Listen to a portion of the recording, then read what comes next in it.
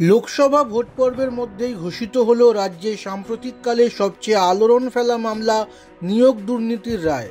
সোমবার কলকাতা হাইকোর্টের বিচারপতি দেবাংশু বসাক এবং বিচারপতি মোহাম্মদ সাব্বার রশিদের ডিভিশন বেঞ্চ 2016 সালের এসএসসির সম্পূর্ণ নিয়োগ প্রক্রিয়া বাতিল করে দিয়েছে।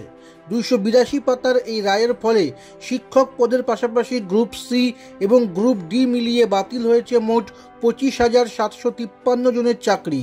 রায় ঘোষণা করতে গিয়ে বিচারপতি বসাকের মন্তব্য, এছাড়া কোনো উপায় ছিল না। কলকাতা হাইকোর্টের রায়কে চ্যালেঞ্জ করে সুপ্রিম কোর্টে আবেদন করা হবে বলে সোমবারই জানিয়েছেন এসএসসি চেয়ারম্যান সিদ্ধার্থ মজুমদার।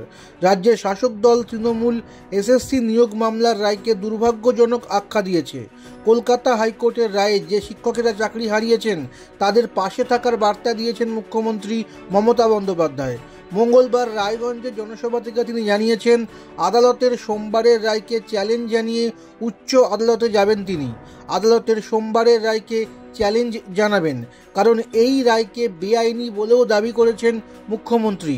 অন্যদিকে বিরোধী দলনেতা শুভেন্দু অধিকারী অতিরিক্ত শূন্যপদ সৃষ্টির সিদ্ধান্ত নেওয়া রাজ্য মন্ত্রিসভার সদস্যদের গ্রেফতার করে জেরার দাবি তুলেছেন।